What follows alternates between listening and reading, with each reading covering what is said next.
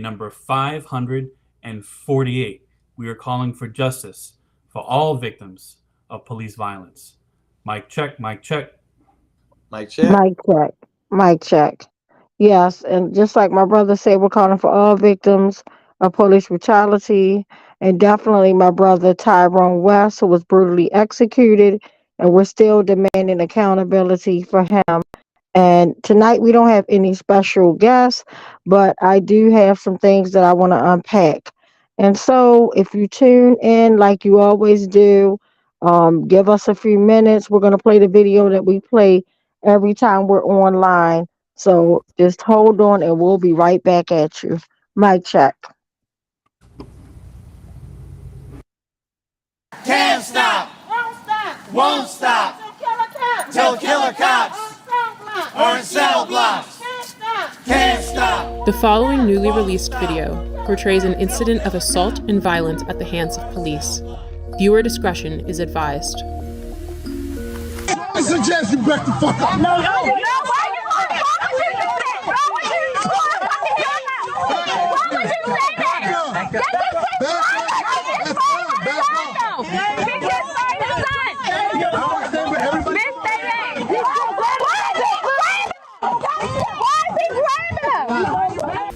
This is Baltimore City Police Officer Jorge Bernardez Ruiz. In a newly released video shot in 2016, Ruiz is seen with his knee on the back of an unknown man with a gun pointed at the man's head. His message was a clear one. Concerned onlookers, adhere to my dictates or else. Here, we can hear Ruiz saying to Baltimore residents, I suggest you back the fuck up. No.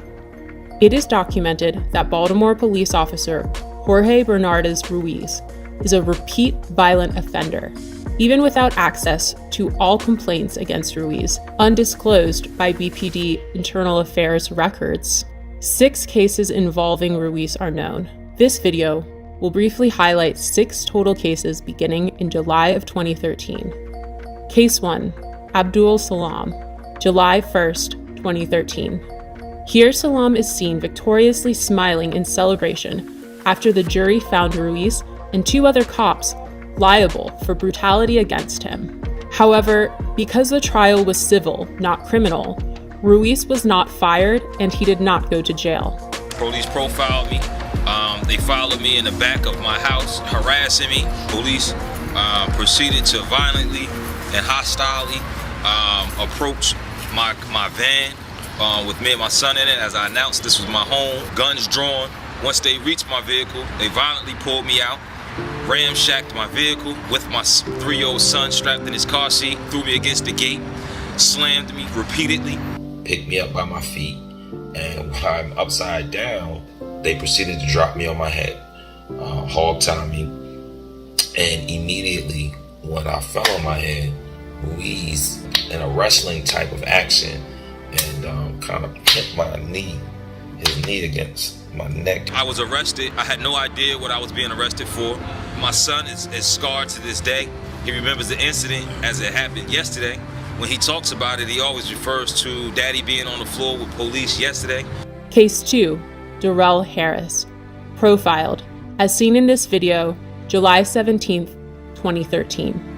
Yeah, Sid, what's wrong with it? Improper way with it. There's no such thing as an improper way. You gonna tell me my job, bro? I know the law. Are you gonna tell me the law? I know the law. You gonna tell me the law? I know the law. What's the problem? You giving me a ticket? You need my license registration? Yeah, let me get it. To profile, y'all use the seatbelt as a reason. Profile. Do me a favor, take out your keys. Yeah, you can record. For what? Nah. I don't feel safe right now. Do you want me to step out the car? Do you want me to step out the car? I'll step out the car. Call the police, man. What do you call a supervisor? I won't do shit. This is getting uploaded to the internet right now. Yeah? And we are 2 law-abiding citizens that we're getting targeted, and I don't know why. Just 24 hours later, Bernardez Ruiz played a leading role in the police killing of unarmed Tyrone West. Case number 3, the murder of Tyrone West, July 18th, 2013. My brother Tyrone West was brutally murdered on July the 18th, 2013. In both of these cases, when you look at the pleadings and the harsh language of these officers that have been quoted to me by reliable witnesses, the N-word. And Killer Ruiz and Killer Chapman and the rest of those 11 to 15 killers, including David Lewis, took something from my family that they could never give us again. And that was my brother Tyrone West, one unarmed man who was brutally murdered, beat to death in broad daylight.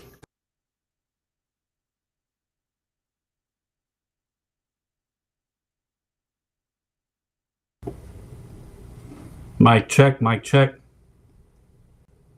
Mic check. Mike check. Thank you so much, Brother Benjamin. Thank you, everybody for tuning in. And yeah, it just breaks my heart every time I watch that video. And just to know that Jorge Bernardo Ruiz is still, in fact, working with promotions. He got qualified immunity. He got to marry Michelle Battle, a state prosecutor. Like, he's going on with his life. We have an unhinged maniac that is actively working to this day, a ticking time bomb, a murderer, one of the first killers to approach my brother's vehicle. But the part that really is devastating to me is the fact that when it first happened, and I remember like the first month, all I could actually, just know, all we knew about was Abdul Salam, and that really broke my heart. I remember how we met him, and in case you guys don't know how we met one of the first victims, we were actually protesting outside of Northeast Police District, and I had at that time, we didn't have like their face. I didn't know how they looked, but I did have their names, and I had their names plastered on a poster. And I remember Abdul Salam driving past, and when he saw the names, like, you should have saw him. Like, it was just like, I could just remember how he pulled up and the way he looked in so much shock and hurt and disbelief. It was just like, you have to be there. And so he pulled over, parked, and he got out the car, and he was like, oh my goodness, first of all, I want to say I'm deeply sorry, for what happened. And I'm praying that I'm not reading this right. He said, it says Tyrone West was murdered by Ruiz and Chapman. He was like, wow. He was like, that's sad, because, and he started explaining how literally he was almost murdered a whole 2 weeks before my brother. And I was like, oh my goodness. So that put a place of sadness for me and my family for a long time, because all we thought about was if they would have placed Ruiz and Chapman on administrative, desk duty, leave, whatever. However, we in our minds believe that our loved one Tyrone West would still be alive.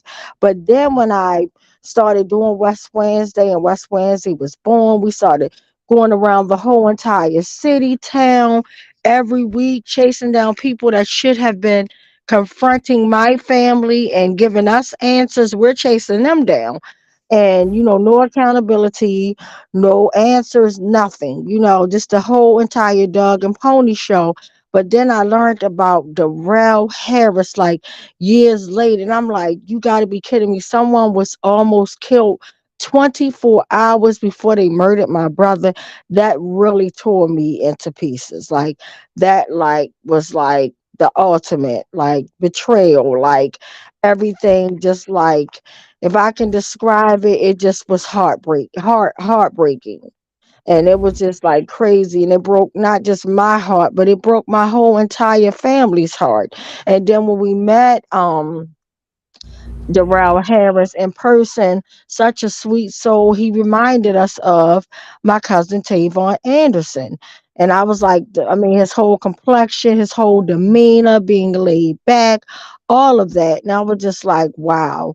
But just literally to actually go through this from 2013 to now 2024, and we're pretty much still at the same space and place of no accountability.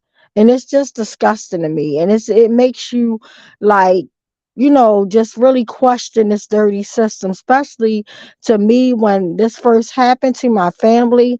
I was one, I'm going to be honest and I'm going to be very transparent.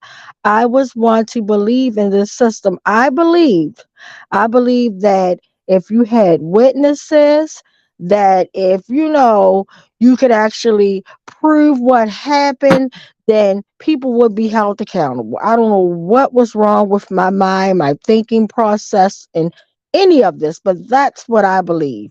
I believe you're a law abiding citizen, and something was to happen, that these people would make sure that we as constituents, citizens, are safe, but they don't. They don't care about us. And the saddest part, it's the same thing. It's always just a different victim's name, but the same game. What they do, and I had to learn, unfortunately, the hard way. What they do is they will make it seem like the victim got what they deserved, as if someone deserved to be murdered. That's how sickening this system is.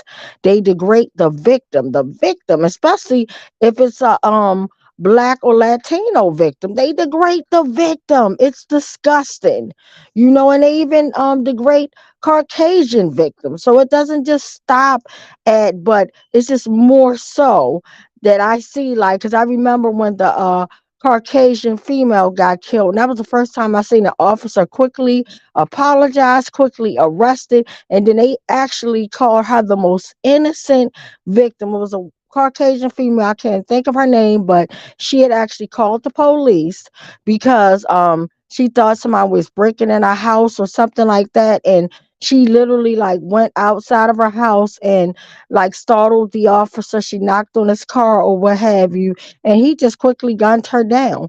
But he apologized immediately and he was charged immediately. And they had the nerve to say this is the most innocent victim.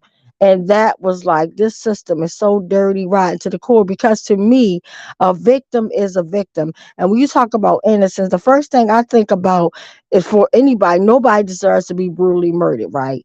But the fact, when we hear about babies being murdered, the first thing I thought about, if you want to call somebody an innocent victim, I thought about Tamira Wright, a baby that's doing the most honorable thing, being a child, playing on the playground, not out there breaking the law, not doing anything wrong, playing like children do, playing on the school playground. And you go to school with your book bag, but yet you leave the school in a body bag. Make it make sense. It does not. But nan time did they actually call him an innocent victim?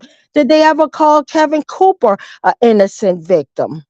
And this was another teenage baby. And I give it up for his mom, Greta, who pretty much started the Kevin Cooper Foundation, who was a warrior queen fighting in every which way.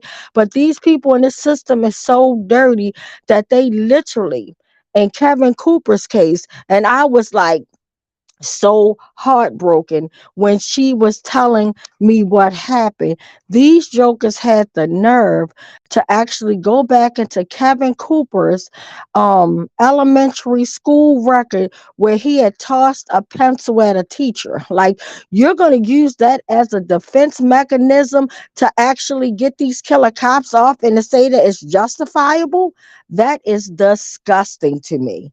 That is disgusting, heartbreaking, and devastating. But these is what the animals doing. If that wasn't enough, if that wasn't a smack in the face, you had the nerve to offer his mom $10,000. First of all, let's be clear. We know that you can never, ever put a price on a life. Let's be clear, you know. But when you're talking about how dirty this system is, how disrespectful this system is, like, I actually went in the same room when we were going through the monetary substance, when we were doing the litigation part, and pretty much I'm listening. But at the table, they're setting up, they're offering my family $1 million, right? But right before us, they had a Caucasian family in there. You can't make this stuff up, and that's why I made it so important to share not only the disappointment, but I actually shared the facts, and I actually brought the real news in, and the real news did an excellent job in covering it. But they actually had a Caucasian family who their cute little dog was shot by an officer, murdered. But you're talking about a dog. And I mean, I'm not an animal lover, but I don't hate animals. I'm afraid of them. But, hey, it's somebody's pet, and that's sad. But a human life to me should outweigh any and everything. That's just me. But the fact that you offer this Caucasian family $1.4 million for an animal, but yet you bring my family in that same freaking room and you offer them $1 million, and then you tell us, oh, well, we can't talk about the killer cops. We're going to craft your language. And I immediately took my name off. But not only did I take my name off, just because my name was off as the personal representative of my brother's estate, that did not stop me in any way, any shape, any fashion, any form.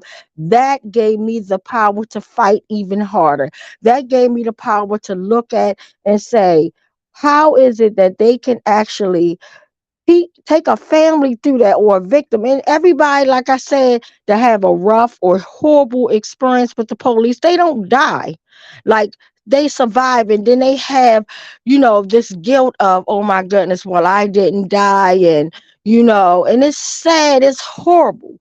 Like, their life was just ripped upside down, but because they survived through it, they kind of feel bad because they're the survivors, because they look at the family members of the ones that didn't survive. A victim is a victim, whether you unfortunately survive through your encounter or you don't survive through the encounter. You still are a victim, and it's disgusting. But tonight, that's what I want to talk about. The way this system is, or like the way they do stuff, and the way they put these politicians in. And I was so disgusted this morning when I turned on the blues. I call it the blues. I was trying to hear the weather report, as I always do, and the first thing they did was announce that Thyru is actually running for mayor again. Like, are you kidding me? Like, this is second time he done ran for the state. Like, they said in 6 years he done, 4 years that he pretty much been running for different spots. Like, he ran for the state prosecutor and he ran for the mayor. Like, the second time running for the mayor, and he ran, I believe, for the state's attorney's office twice. But like, this is disgusting. Like, this is the same Negro that was caught doing something strange with his change on 25th Street in the middle of the night. The same Negro that when the police pulled him over, he was driving on suspended license and all of that stuff, registrations, all of that stuff. Pulled him over. The cop is trying to be transparent, had the camera on in his face, and he goes, well, I'm a state prosecutor. Just turn that off. We don't need this on. Actually, whoever he had in the car made them get out. They had to walk wherever they had to go. Like, this is ridiculous. And he want to run for mayor. But the fact that we look at, and I get really irritated and disgusted when I see Donald Trump, with all the hell and havoc that he has caused around the world, that people just feel like, okay, it's okay to hate people. Like, normally when people would hate people, like that ain't nothing that he just started or that was built around his campaign. Let's be honest. But the thing with him was, he was crystal clear. He didn't have no like hose bar. He didn't hold back. It was crystal clear. He actually told, when the police officers, he had a speech to the whole police union and told them, hey, when you get one of these, what do you call them, gang members, I want you to ruffle them up. I want you to bang their head against the wall. Like, he actually did a speech. Like, he actually talked about poor Black people, that wanted housing in different neighborhoods. He's like, no, we're not going to house them near that. Mr. Twitter Fingers was going off on Twitter with all his hate, and the people that are hateful were spreading the hate and loving it.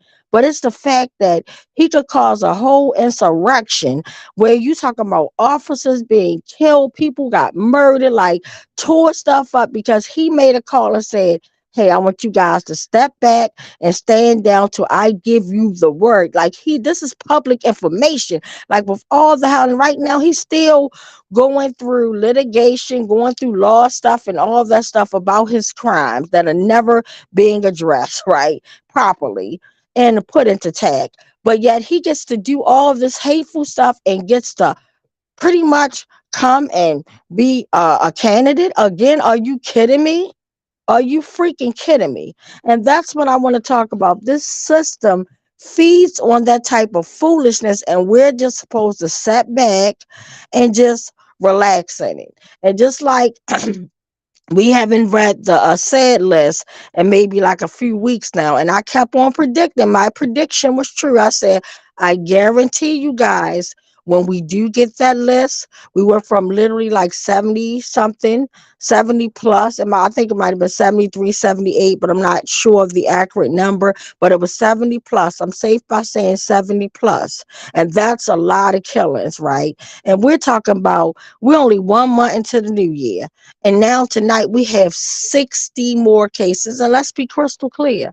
These 60s does not include people that were actually beat down, like my brother Tyrone West, like Anthony Anderson, like Tyree Nichols, like that. It doesn't include victims that were beat down. This is through the Washington Post, but this only includes people that were gunned down by police officers, killed by, being gunned down. And that's disgusting and heartbreaking. So imagine the names that we're not hearing, that someone like George King, who was tasered in his neck at Good Sam's, he went in for a toothache.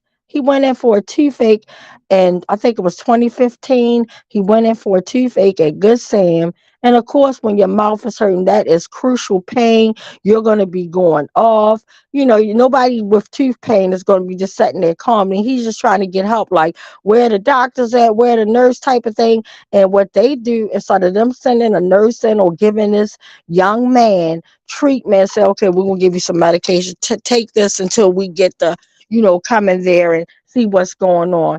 They call the county police and they come in Good Sam and they tase this young man 4 times in his neck and they murder him. And he gets sent to the medical examiner's office, the same unfortunate spot where my brother and mostly if you're murdered, that's where you go at. Like, let's be transparent. But the only reason why I am very disappointed, because the medical examiner's office, David Fowler, I always said, was very foul. Like, anytime there's a killing or murder that is done by police officers, he always gets them off by saying that it's undetermined, and he'll blame everything in the world but what happened to them. He will not tell the truth. He lied. He needs to be in a jail. So he should not been able to pretty much retire or resign from that agent. And then now they got Pam Southall running it, and she was the same black Caucasian. Same black Caucasian, Lord Jesus. Same black African American female that sat down with my family and lied. She lied for David Fowler, got him to sign off on her lies. And this is what they like. They have corruption running our jurisdiction, like have them running our whole entire system. Like, how in the hell are we ever going to get anywhere when we have criminals running the criminal justice system? How are we going to get any type of transparency? How is things going to be fair? How? It's not. It's really not. And like now, I feel like we're doing a Doug and Pony show, because now all of a sudden, when my family was telling them how disgruntled and all the corruption that was going on, and we kept taking West Wednesday down David Fowler's office week after week, calling them out and everything, They was looking at my family like we had an eyeball in the middle of our forehead. They did nothing. But it wasn't until George Floyd got murdered during the pandemic when the world was forced to actually sit down, watch things on electric devices, whether it was via YouTube, whether it was your television, whether, like now when we're back and the world is back open up, people can come in and say, well, I don't feel like doing that. I had a hard day. I'm not watching that foolishness. I'm turning it off. But when we were actually stuck in and we had no choice, and we actually see a man life, his soul leave his body, on a holiday. That was so disrupted, disgusting, heartbreaking. But it wasn't until then. And then they had the nerve, and I was so mad. I had so many reporters hitting me up. Miss Jones, do you know, guess who's going to be one of their expert witnesses? And I'm like, who? And they like, David Fowler. I'm like, you're lying. They're like, no, we're not. And I was like, you got to be careful. I had national news reporters hitting me because they wanted my feedback and what did I think about David Fowler, the same devil that sat and lied about my brother being brutally murdered. He said he was undetermined, that my brother pretty much died from a bad heart and dehydration. And we have 17 killers fully geared on. I'm talking about with their uniform on in the same weather that my brother endured. All my brother had was a white tank top on, a pair of black shorts that came down to his knee, ankle socks, and tennis shoes, low cut tennis shoes. That's all Mr. West had on. But you talk about 17 maniacs that had on weaponry, that had on pants like dark color, their blue uniforms, all this stuff. And even the ones that just had the vest on that didn't have on the uniform, like Ruiz, he was in an unmarked car, nothing, he just had a vest on, and on the back of the vest it just said, Baltimore City Police Department or whatever, the symbol for that. But my whole point was all of them, none of them passed out or died because of the heat, but they wanted my family to believe that foolishness and to make the everything worse. The fact that they took 154 days, guys, to give us a partial report to say that my brother died from dehydration and a bad heart. I was like, you got to be kidding me. I was like, you got to be kidding me. And if that wasn't enough, let's take you back to July the 18th, because I want you to take down notes. And this is to show you how corrupt this system is. They actually hid my brother's body for 5 days. And if anybody's sitting back there on their couch or listening to this, scratching their foreheads, like, how in the world do you hide somebody's body? What I mean by that is simply that on July the 18th, let's do a time frame. July the 18th, my brother was brutally executed. July the 19th, the autopsy was completely done. They met with my family with foolishness. Even before the autopsy was performed, they told me what the autopsy was going to say. They're like, we want to make sure Mr. West didn't have a bad heart, that he wasn't dehydrated. We know that it was very hot yesterday.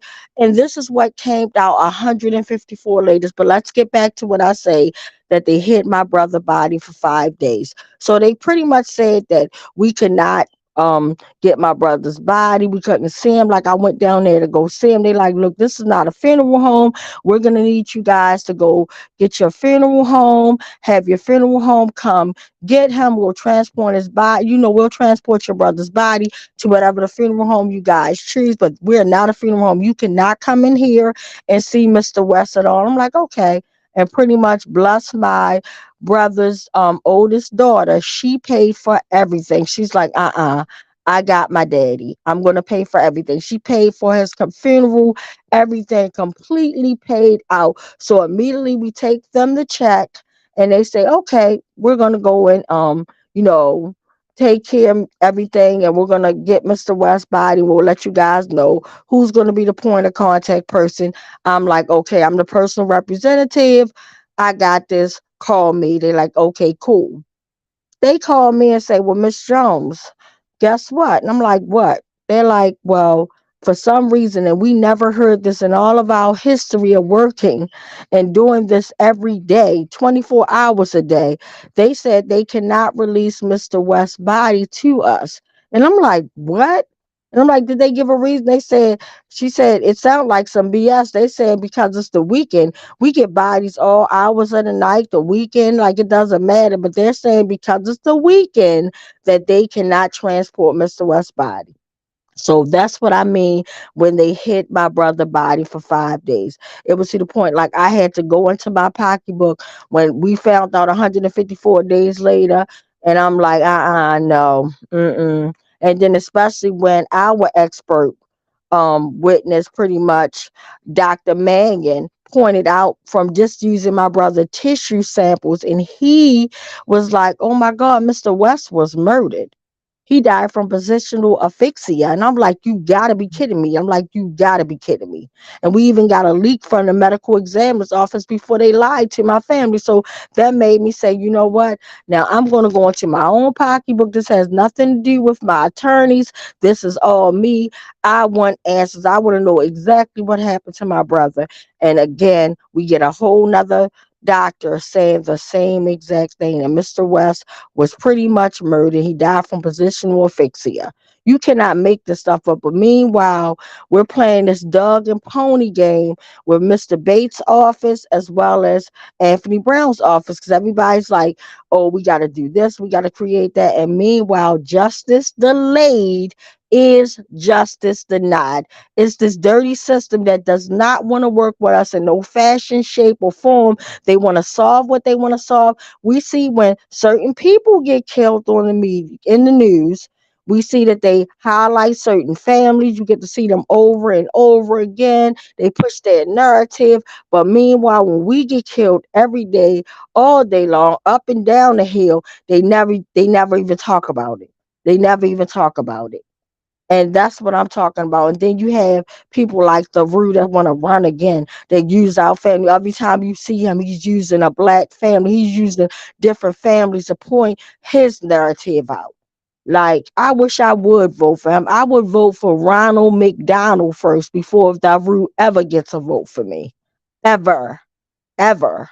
So just like he knew when I first sat down when he was running for state's attorney, and yes, I did go meet with him because I met with everybody because I wanted to know their position and what they was gonna do and what they wasn't gonna do.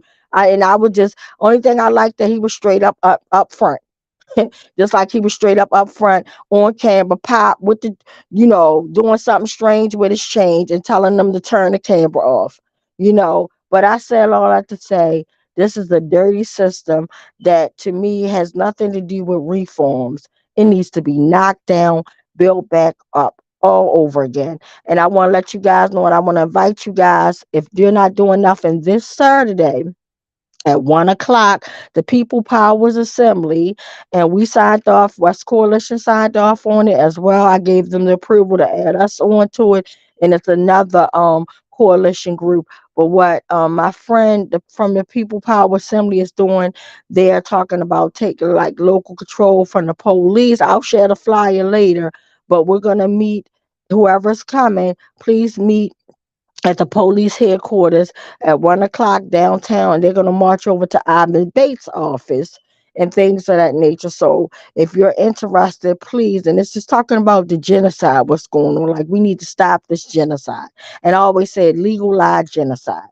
So I know I talked a lot and I rambled on, and I apologize, but that's where I'm at tonight. And I want to check in with either Ben or Bill to see if anybody can read the questions and comments on out. And thanks for sharing the flyer. That's the flyer that is going to be happening this Saturday, the Vest from Genocide. So please come out Saturday, January the 27th at 1 p.m. 1 p.m. Mic check. Mic check. Ben, would you like to read the comments? I'm not able to at the moment because I can't see them all. All right. I'll do what I can. I'm not sure I'm seeing them all either, but I'll read what I can see. Awesome. Thanks. Of course. At the beginning, I mentioned, hi, everyone. Very glad to be here for West Wednesday. AC Britt says, mic check. And Hillary says, mic check as well. Judah says, mic check. Linda says, politicians only want to be reelected. No interest in justice for residents. in response to something you were saying, Tawana, said shame. I'm not sure which point she was responding to. Britt then added, there was no way to know how tainted and corrupt the system really is. I had the same, quote, faith, unquote, until they victimized my family. And she said, I'm sorry, were you about to say something, Tawanda? No, I was just saying, I'm just like feeling all of my sister Adina's energy. That is so sad. Yep. She then said they spend more time investigating the victims and their family members rather than the terrorist cops. Hello. Yep. Hillary then added, this system is racist. Policing is racist. There is data that makes that clear. I responded to the last two comments saying, yes, AC, they sure do more investigation of victims than the terrorist cops who have done the killing. And yes, Hillary, this system in general and policing in particular are profoundly racist. AC Britt added 45 is a master at dog whistles. He's still blowing them, and his supporters respond in kind. And she added they should put Fowler next to Chauvin. Yep. Although I prefer they put him next to somebody who's got a beef with him, but that's another matter. AC added, that's BS, by the way. They bring family into the medical examiner's office all of the time, especially to help identify the victim. And she added the final comment I have here, pick I'm not sure I'm going to figure this out. Pick the right in Ronald McDonald, pick the right smile in Ronald McDonald laughing. It's over my head. It's a little nuanced. Sorry. I apologize, AC. I think that's a clown. Well, how would you read it? Pick the right clown in Ronald McDonald. Oh, okay. Thanks. Took two of us. Thanks. Back to you, Tawana. Mic check. Mic check. And I just want to thank each and everybody. And pretty much, it's a clown. That's all I mean. It's a clown. And I agree 100%. Definitely. Yes. And it's just like I said, it's just so sad that we have to go through this trauma daily. And it's just like we're forced to take stuff that no human being should have to ever endure or take. And you're forced to actually pay your dues in society, be successful, be a family person, act like you're not hurting, go through a grieving process. And to me, you can never fully grieve or heal or anything until you get accountability. Because I have never, in the whole entire 10 going on 11 years, grieved properly yet. It's disgusting and sad. And I don't know what that feels like or even look like, but I can only imagine what it looked like. I can only imagine if someone came down today or tomorrow and said, hey, Miss Jones, we did a thorough investigation the same way we did about the gun trace task force, and we've been investigating these issues, and this is what it's going to be. We bringing everybody that's in this Pandora box down. I can only imagine me breaking down with so many years of crying, so many years of holding back certain tears. And I can only imagine what that looks like. I can only imagine. And it's sad and it's very disgusting. And that's why it's truly important, guys, on March the 13th that we have every coalition. I don't care what you represent, as long as you're out there for the people. These are all our issues that we are facing. We all need to come together for the 555 West Wednesday. We call it 555, keep the movement alive. We need to, because we shouldn't have to just wait until someone is gunned down or murdered or swept under the rug, or we see it and we feel some type of way and then we just pop up like, oh, that's good. But we need to stay on it. That's the whole reason why we're here. You know, as much as I want to just walk away and just be a normal person, I cannot. This is my new life. This is my new life, a life that I never asked for. And not only is my life, it's a lot of people that endure police brutality, abuse, mistreatment of this rotten, dirty system that is operating the way that it was designed to, and that's wipe us out and play this little game like it's here to protect us and all that. It's not. And unfortunately, we find out the hard way when you have belief. I just like I used to always say, it remind me of being Dorothy with the ruby red slippers, and I'm going down the yellow brick road, and I want to get home, and I want to go see the wizard, and the wizard is this dirty system and the people that represents it, and you thinking that they got power, and the whole time we got the goddamn power within us.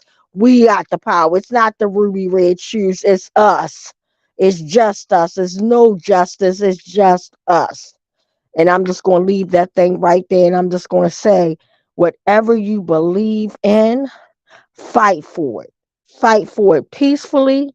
Do not take anybody's answers as your truth. You be your own investigator, your own conscious consumer, and you find out facts. You base your stuff upon facts, not what the media feeds you, because the media is going to feed you whatever they want to feed you. And they want to dictate what we see and what we don't see, how we operate and what we're not going to. They just want to have control over us. But meanwhile, we don't even have control over our own life. We don't even have everybody's not guaranteed the pursuit of happiness. When I hear that saying, I think, and I feel so bad because I'm deprived of it every single day.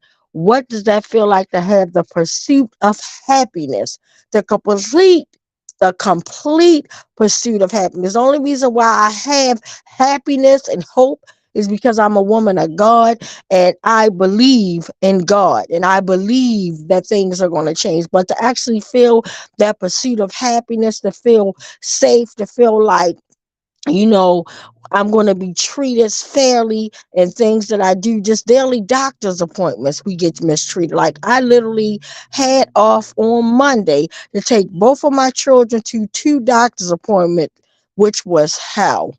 And only because, and I feel like because of my skin color, because of my kids' skin color, we get treated a certain type of way. Like I literally had to advocate to the core. Like my son, who was in a need to hurry up and see his doctor, they try to play him out because he was actually 5 minutes late from a grace period. And I'm like, oh, hell no. So I'm advocating from one doctor's office on the phone, leaning on them, telling them as soon as I leave from there, you guys will see me. You will see him today. You will see him today. I promise you, you're going to see my son. You're going to give him what he needs. And that's it.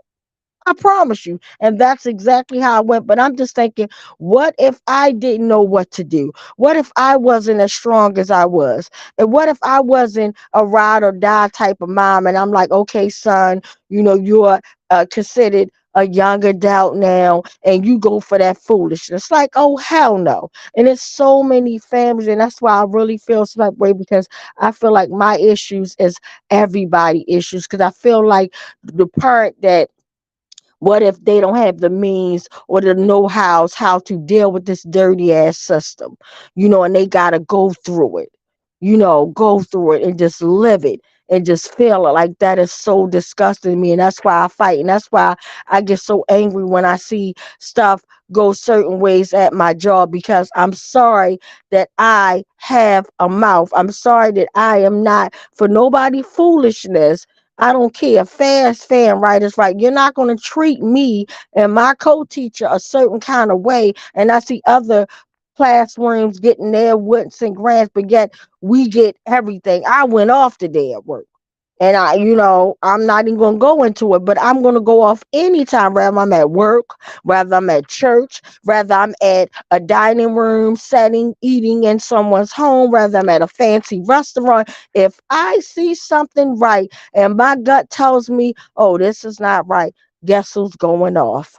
Tawanda Jones. Yes, I am. I'm going to go off. I'm going to make it clear that no, this is not right. Because see, that's the problem. We fold and we hold back on things that we shouldn't. When you sit up there and you see somebody being mistreated, and that gut feeling in your stomach makes you feel so awful, especially the ones that have, guts and they feel stuff, and because you have some people that don't even have a conscience, they just do stuff and they do it ratchetly, they don't care, and they don't feel anything. I'm not talking about them. I'm talking about the ones that feel and know in your gut that something is not right. And you sat by and you see another human being get put through some foolishness and you sat by and you don't say nothing. Guess what? You're saying that's okay. And it's not. When you see something wrong, you don't have to be ghetto. You don't have to do none of that. But you do, as a human being, have the right to speak up respectfully and with integrity and say, hold up, wait a minute. I know I'm not seeing this. Like, did this literally happen? And let them know what you saw, let them know the feeling, and let them know where the mistreatment is. And then it's on them. The burden is now on them to either fix it or ignore, but you're letting them know, hey, I see you. Even if you don't do anything, I see you. I see you. Like, this sister don't give a damn about you. I just remember like driving in a freaking blizzard last week, rushing to go to work. My co-teacher damn near crashed her car up. Like, the stuff, when you see something that's not right, say something. I don't care. You don't have to elaborate on it for a long time, but if you feel as though that someone or somebody or yourself is being mistreated in a respectful way, you have the right. It is your duty to fight for our freedom. It's our duty to win. We have nothing to lose but our chains. That's the most profound thing I ever heard. And we all need to live on that. Live on that. Like, we have nothing to lose but our goddamn chains. So you need to step up, stand up, and fight for what's right. Because so many people are dying, so many people are getting mistreated, so many people are committing suicide for the simple fact that they can't take it no more. They to that breaking point. People say, oh my goodness, this one pulled out a weapon, got real funky and did this, broke this, did this horrible act because of a parking spot. But meanwhile, they don't know all the hell that person went through, all the mental abuse, all the neglect, that they're not getting help for mental health. They're not taking care. They don't know none of that. You never know what someone's going through.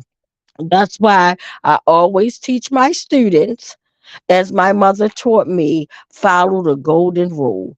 Treat somebody the way you want to be treated. That's the most easiest thing you could do in the world. If you don't want somebody to do something disrespectful or disruptive to you, why are you out here doing all these things, saying things? And I'm so mad. And I'll stop at that, and we're going to go right to the sad list because we have a long one tonight. But I wanted to say another thing that I was taught that was so wrong, and I feel so bad. Like, I actually believed in, even though it was a little cute little saying, but I actually believed in that, and it's so untrue. It's so not right.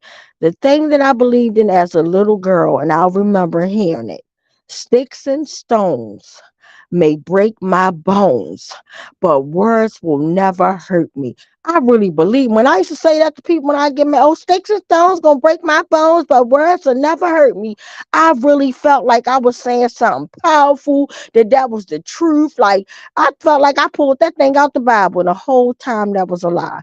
Because guess what? Sticks and stones can break your bones, but words will always hurt you. It's them words. Like, I'd rather somebody smack me or pop me upside my head, because I can heal. As long as you don't kill me, don't kill me. But if I can heal, I put some ice on that little pop or whatever, put a little ice on that black eye, whatever, and I'll be hurt. You know what I mean? It's not right, but I'll be hurt. But if you say something to me that digs into the core, and it's always the people that we love, that we give our energy to, that gives us their whole entire hind parts to kiss and say awful things to us. And that's the part that to me, it's hurtful, because we wouldn't let a stranger treat us the way we let some of our own family members treat us, or people that say they love us. Like, no, it is unacceptable for anyone, rather it's your man, your child, whoever, lottie dottie, or anybody, to treat you in such a disrespectful way. And we just say, okay, no, it's not okay. And I really feel like even though it's a new year, I keep feeling like it's 2023 and I'm trying to shake it. And I think that's why I feel so down and upset because I'm like, okay, 2024 ain't 24. Like, it's like somewhere kind of stuck in 2023. And I'm ready to, like, okay, this month to be over with so I can actually start living my 2024 positivity, all this good stuff that I visioned, that I said, okay, this is my new chance to hit the restart button. I'm going to do this. I'm going to be treated this way. I'm going to feel good. And I don't feel that way. I'm going to be honest. I don't feel that way. I feel sad. I feel disgusted. And I know that's a part of life. But again, thank you guys for your time. And right now, I want to give a big special shout out to our brother Brian that always read the sad list week after week. He's so courageous. And I'm so happy that tonight that we had the low account situation going on with our live stream. And he always, it's like he stepped in the last year, he stepped in, he took care of everything. Today he stepped in, no questions asked, and did it immediately without thinking. And that's what I'm talking about. And I know that's something like material, but it's not even the material part. It's the part that he did it out of love. Like anybody can give $1 or give you something when someone helps you out. Like I had a horrible situation that I wanted to just give up, throw the towel in, because everything, the zinc, the tub, everything, no matter how much I tried to make my chain scratch, it was not working. I had unpaid part. Like I had everything come at me to the point I got to a still point. Like I'm not going to take it no more. Like I didn't know what to do. And one of my beautiful friends, and I will never, ever forget it, stepped in like oh my God, stepped in like the beautiful angel she is and saved the complete day. And it was just the act of love. All that was love. It had nothing to do with the material item. None of that. It was a fact that, oh my God, like she knew that I was to that point of like like I can't take another hit. And that's where love comes in. Love sticks out. Like no matter what, love is sacrifice. Love is being there for someone. Love is really, but love ain't abuse. Love ain't taking that stuff for granted. Love ain't saying, oh no. Love is really appreciating. Love is saying, you know what? I had my moment and I just can't wait till when it's my turn, you know what I mean, to shine and bling, bling, bling. And my same friend have her little moment. Oh, I'm going to surprise him or her. I got them. That's love to me. Giving, returning, receiving, and just being there for each other no matter what. And it ain't about financial things. It's about just showing love. Like Hillary, she bought me some Medicaid, like she made some type of syrup up, brought it to my house, dropped it off. I'm like, okay, like that's love, okay? So if anybody need a counseling session on love, like my sister Angela, who doesn't even live in Baltimore, I could pick up the phone and she gonna bust into prayer with me. That is love, okay? So I'm not gonna go on and on and on and on and on, but I will say I love you guys, but that is love. I live to love, love to live. I'm going to turn it over. Before I do, I can't read the disclosure because if I do, I don't have the paper in front of me. If I try to go and switch to my device, it's not going to let me say it. But I feel like at this moment, I should be able to pretty much sum it up. So I'm going to try to sum it up the best way I can in explaining our mission of the West Coalition. It's pretty much our like duty to be there for each and every last one of us, and we do stuff out of care and love. And unfortunately, when we get these cases, whether it's a new name on a sad list, the community violence list, or our national police brutality list, we don't have any. I promise you won't have no facts. We don't know any details surrounding what happens. All we know is that someone is no longer here. And we want to come from a loving and caring place just to show you guys, hey, we care about your loved one. That's why we're uplifting their name. We're sorry that we're not perfect. We're sorry that we don't know the circumstances. But guess what? We also encourage everybody not to use violence. That if you're going through any type of dispute, anything, we encourage you guys to go to mediation. Sit down, talk about it. Because if you talk about it, that means, hey, you working through that problem. Ain't nobody hurt. we're working through that thing. No matter if we come to the conclusion that we can agree to disagree, we came to a safe conclusion, and that's where we're at with the West Coalition. So don't judge our hearts. Just, we're just here for everybody, and we're trying to do this thing the best and respectful way that we can. And we're doing it out of love and from a caring spot. So again, we have no information about none of the names that we read about what happened, but we just know that somewhere a family member has lost a family member, and that is sad. So if you want to pray, we're going to take 2 minutes. If you want to say a prayer, please take that 2 minutes, say a prayer. And if you don't pray, that's fine. Just send nothing but positive vibes. Because guess what? This could be your loved one.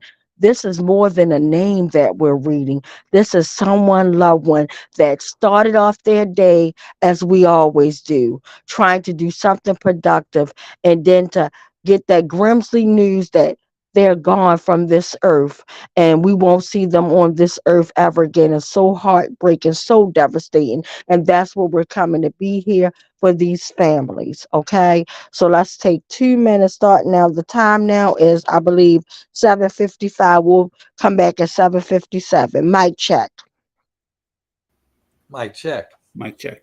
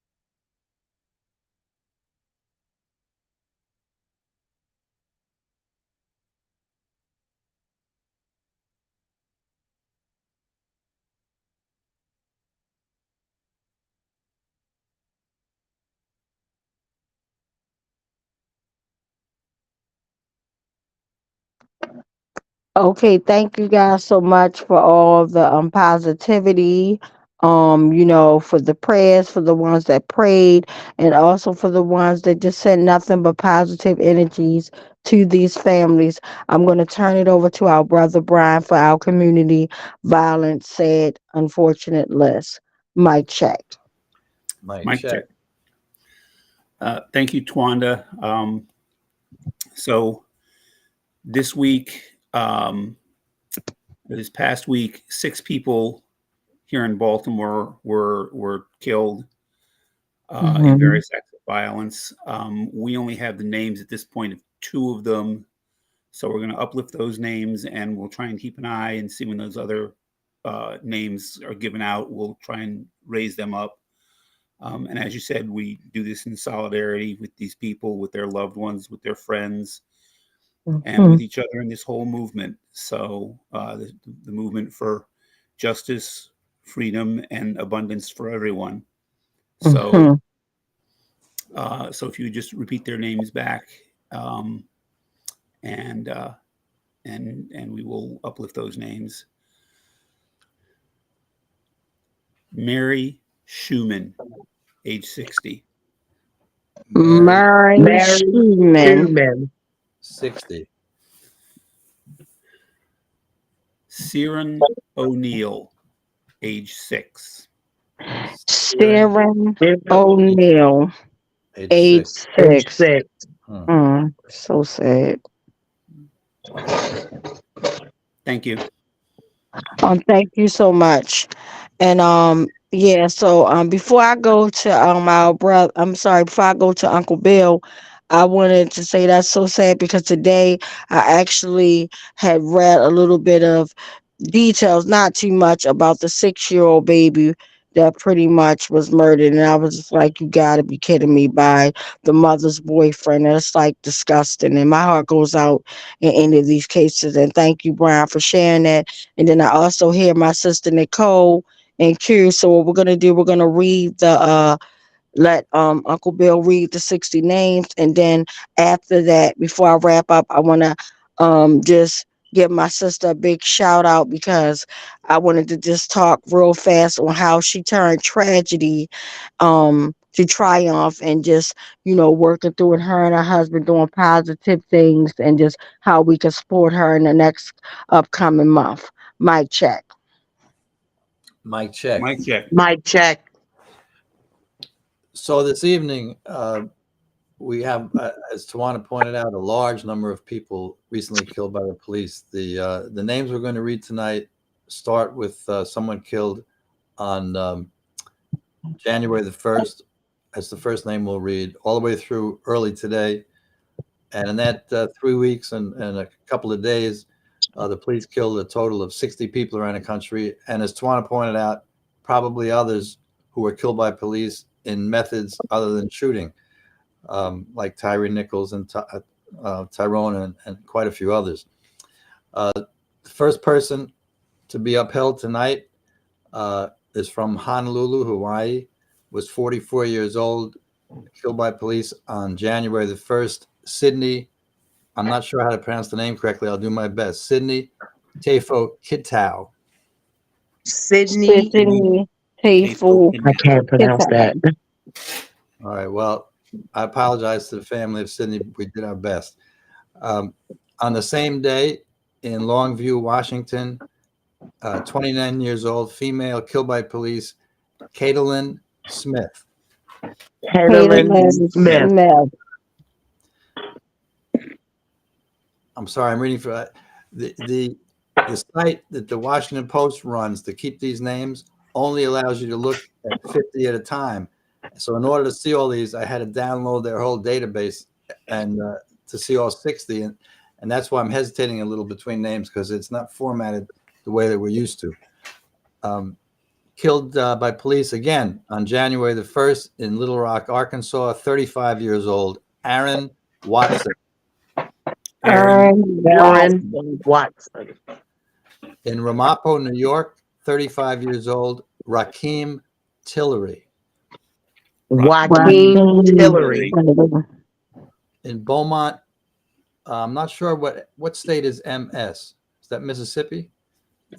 Missouri. No. Say it again. Missouri. Missouri, thank you. In Beaumont, Missouri, 43 years old, killed by police, Ricky Powell. Ricky Powell. In Peoria, Arizona, 30 years old, Junior Reyes. Junior Reyes. In Buda, Texas, age unknown, Kenny Estrada. Kenny Estrada. In Monticello, Kentucky, 45 years old, Jeremy Bertram. Jeremy Bertram. In White House, Texas, 30 years old, Andre White. Andre White. Newport News, Virginia, 43 years old, David Noteboom. David Noteboom. Leavenworth, Kansas, 44 years old, Michael Mills. Michael Mills. Morongo Valley, California, 57 years old, Frank Glasgow. Frank Glasgow. Pittsburgh, Pennsylvania, 48 years old, Christopher Shepard. Christopher Shepard. In Quincy, Washington, 24 years old, Jose Rico Flores. Jose Rico Flores. Jose Rico Flores. Thank you. In Idaho Falls, Idaho, 29 years old, Wyatt Landon. Wyatt Landon. Wyatt Landon. Sioux City, that's Iowa, right? IA? Yeah. I think so. Thank you. City, Iowa, 55 years old, Salvador Perez Garcia. Salvador Salvador Perez Perez Garcia. Garcia. In Pedro, Ohio, it was a man killed by police. We do not know his age, and we have not yet heard his name. Cell blocks for killer cops. Ashe.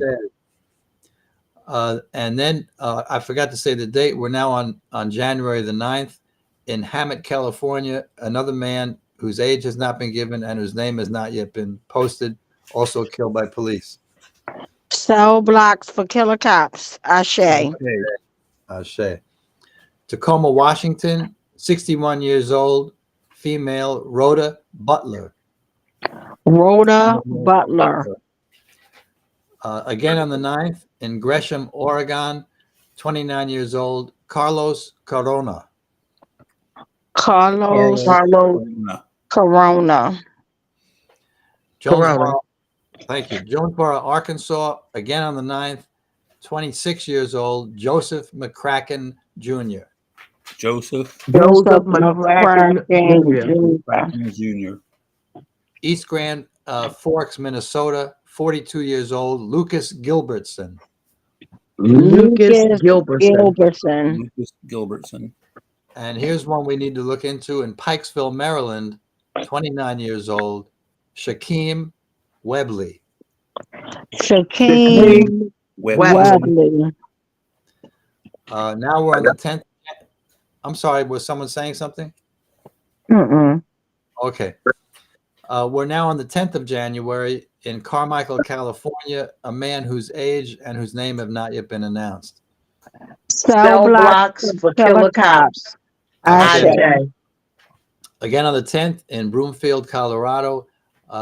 We don't know the gender, we don't know the age, and we don't know the name. Cell blocks for killer cops. Ashe. Ashe once more. Oakland Park, Florida, 51 years old. Again on the 10th, Alexander Stahl. Alexander Stahl. On the 11th, in Quincy, Illinois, 49 years old, Donald Hibbard. Donald Hibbard. North Little Rock, Arkansas. AR is Arkansas, is that correct? Okay, thank you. 46 years old, Carlos Rauda. Carlos Rauda. Rauda with a D. Rauda. I don't think I said his name quite clearly enough. Carlos Rauda. That's it. On January the 11th in Charlotte, Michigan, 33 years old, Garrett Freeman. Garrett Freeman. Garrett Freeman. On the 12th in Grafton, Ohio, 59 years old, Brian Dawson. Brian Dawson. Seymour, Tennessee, on the 12th, 31 years old, McCrae Bowser. McCrae Bowser. Corpus Christi, Texas, 44 years old, on the 12th again, Alfred Martinez. Alfred Martinez. In Manchester, New Hampshire, 35 years old, again on the 12th, Jake Shiradana. Jake Shiradana. Los Angeles, California, 38 years old, on the 13th, Noor Ramses. Noor Ramses. Orchid, California, 32 years old, killed on the 13th, Wesley Clother. Wesley Clother. I'm sorry. Carlisle, Pennsylvania, on the 13th, once again, 33 years old, with a horribly appropriate name, Nathaniel Liberator. Nathaniel Liberator. Summertown, Tennessee, 35 years old, killed on the 14th, Jeffrey Hunt. Jeffrey Hunt. Again on the 14th in Selah, Washington, 35 years old, Corey Faulkner. Corey Faulkner. Corey Faulkner. Again on the 14th in Portland, Oregon, 31 years old, Matthew Holland. Matthew Holland. Again on the 14th in Toledo, Ohio, 33 years old, Albert Alderman. Albert Alderman. Winston-Salem, North Carolina, 66 years old, again on the 14th, William Folk. William Folk. Once more on the 14th in Riverdale, Utah, 28 years old, William Toon. William Toon. In Landrum, South Carolina, on the 17th, 36 years old, Gary Whitten. Gary Whitten. Miami, Florida, 52 years old, killed on the 17th, Christopher Bailey. Christopher Bailey. And close to home again in Philadelphia, Pennsylvania, 73 years old, on the 17th, Lawrence Packard. Lawrence Packard. On the next day, on the 18th, in Bakersfield, California, a man whose age and whose name have not yet been attributed. Cell blocks for killer cops. In Norfolk, Virginia, on the 18th, 31 years old, Gary Solomon. Gary Solomon.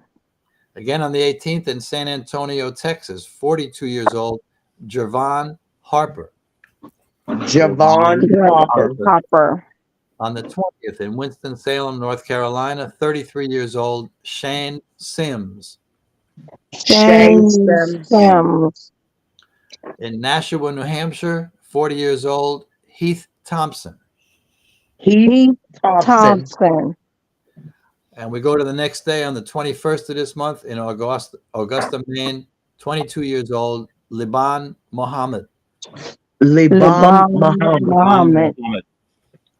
In Gilbert, Arizona, a 40-year-old on the 21st, Brett Shanahan. Brett Shanahan.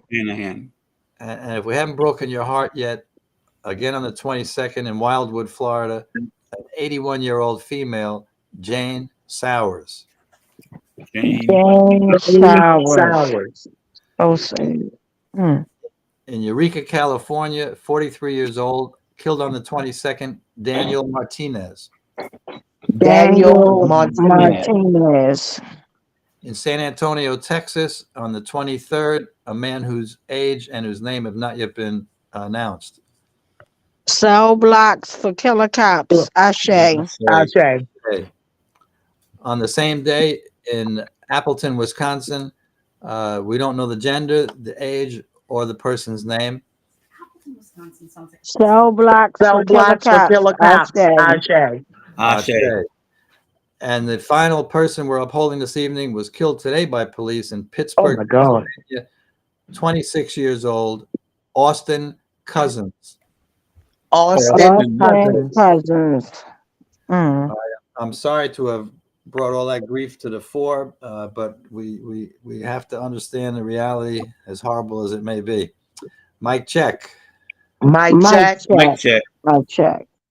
Yeah, so I want to again thank our brother Ben, who's hosting tonight. I want to thank our brother Brian, who has the unfortunate task of reading the sad community violence list. I want to give a shout out to Uncle Bill, who had to bring that national horrible list. Like, it's just so sad. And I also want to give a big shout out to our sister Queen, Nicole, and just to kind of flip it, because I'm really feeling some type of way, because we're seeing with all these lists, no one is safe. And that's so sad. Right. Discussing babies, whether you're old, elderly, you live on this earth 81 years, and you're just gunned down by a police officer. That is sick and disgusting.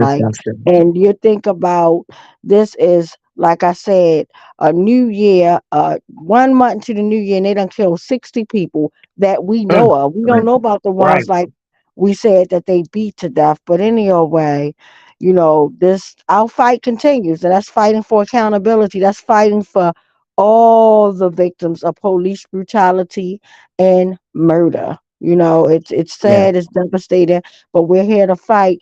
But I wanted to just share real quickly, and I wanted to thank everybody for their time tuning in online. Thank you guys so much. But I just wanted to give a big shout out to my sister Nicole, who unfortunately lost her beautiful daughter that was only 16 years old.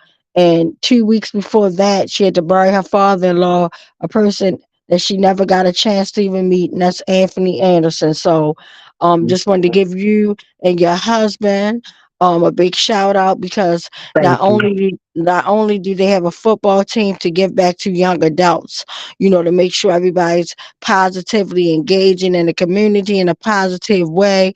But my sister Queen, she has started her Mediterranean, her comedy stuff, and she's throwing a big comedy show. And even if we can't make it there, guys, your dollars can make it. Like, you could buy a ticket even if you can't show up. But these proceeds, she's gonna tell you where it's going to, and it's gonna be right at my brother Wayno's spot, you know, downtown. I done been there before, and he has like amazing space down there and everything. So Nicole, quickly Yes. before I wrap up, could you tell us you know, where the event's gonna be and how much is the tickets and how we can support? Okay, well, it's the Laugh for Charity comedy event. It's coming March the 24th of this year from 6 to 10 p.m. at the Cultural Arts Center at 401 Howard Street. The tickets are $45 in advance. They're $50 at the door and $55 if you're buying into the raffle. You also get dinner with it. Now, with the raffle, we're raffling off 6 tickets. If you win the raffle, you get your $45 back and your ticket is only $10. Like I said, dinner is included with that. We have 7 comedians that are coming from all over to do this for me. The proceeds goes to the Maryland Cougars, which is my husband and I semi-pro football team. And what we do is we help give back to the community to try to keep these guys off the street from getting killed, harassed by the police, going to prison, or killing someone. Because if you have something positive to do, you can think about something positive you want to do. And we do surround everything that we do around our West Wednesday coalition, and you know, we give back to the community, and this is our way of saying stop the killing, let's do better, we can do better. You know, if you want to get tickets and stuff in advance, you can send the proceeds to $Coach Dream, or you can do Zelle by using his phone number, and that's 443-500-6794. I hope to see all my Mediterraneans there, and my signature saying bye for now. Awesome. Thank you so much. And thank you, Brother Ben, for sharing that flyer. It's definitely on right now, Laugh for Charity. So yeah, so thank you guys. Yeah, so let's laugh it up. Like, you know, that's what life is about. Let's live to love, love to live. Let's laugh and keep it moving.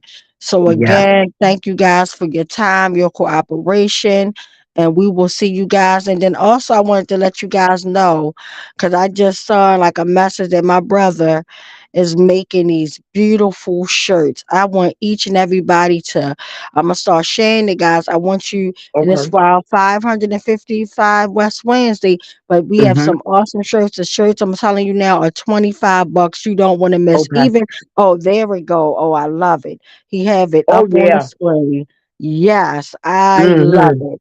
I love Amazing. that, So Wanda. make sure, make sure you get your shirt. Even if you can't come out, we want you to come out because we want everybody, Lottie Dottie, and everybody in the movement. Let's keep this movement alive.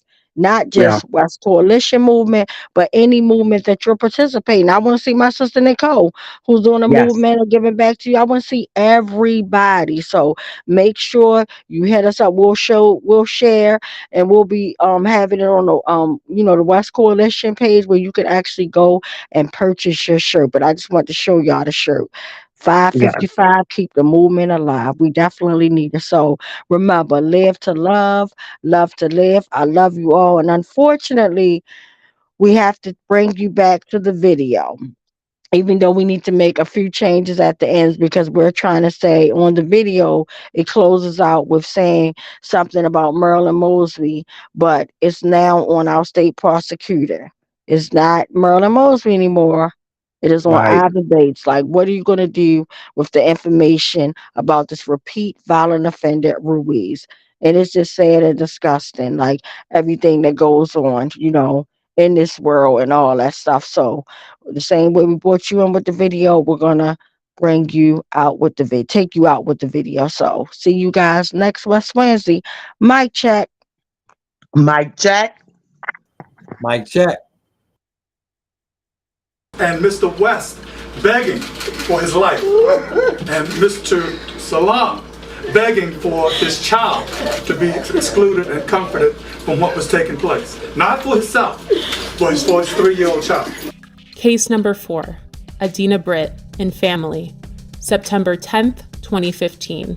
My name is Adina Britt, and I wanted to submit a 30-second testimonial that Jorge Omar Bernardez Ruiz is one of the 11 terrorists that came into my house performing a home invasion in September 2015, terrorizing my entire family and even holding my 12-year-old son at gunpoint. He needs to be stopped. Case number 5, unidentified arrestee, assaulted in 2016. I suggest you back the fuck up. No, why you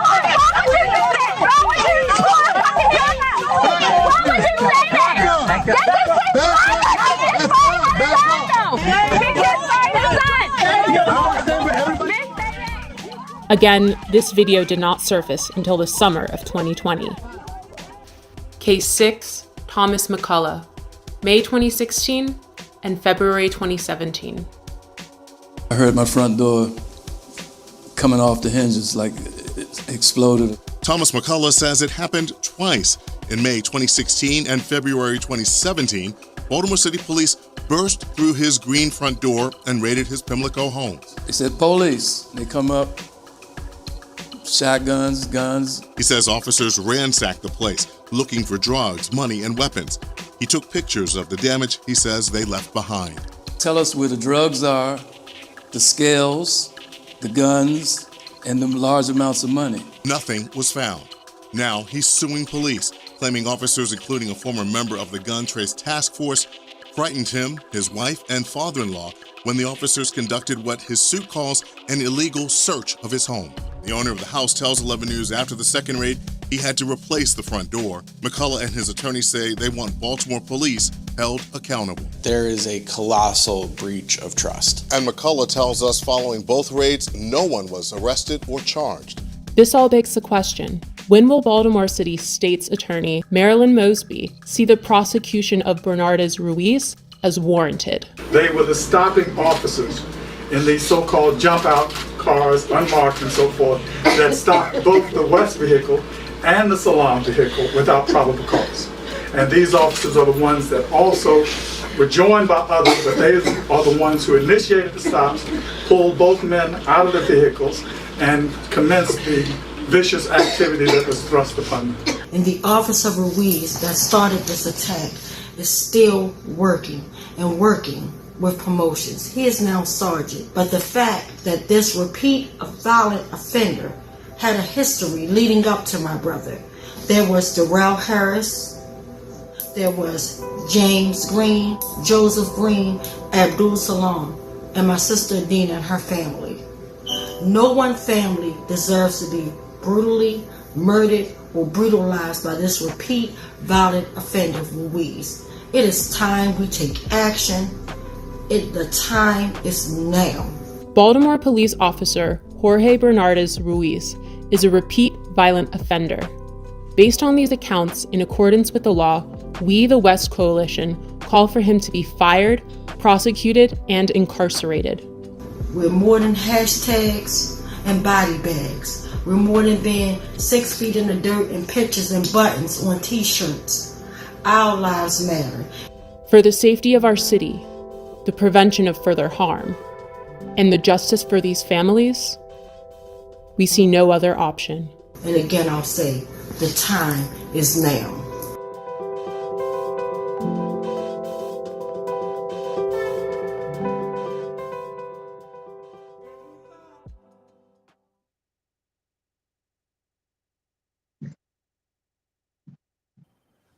Hello, hello. Nicole, you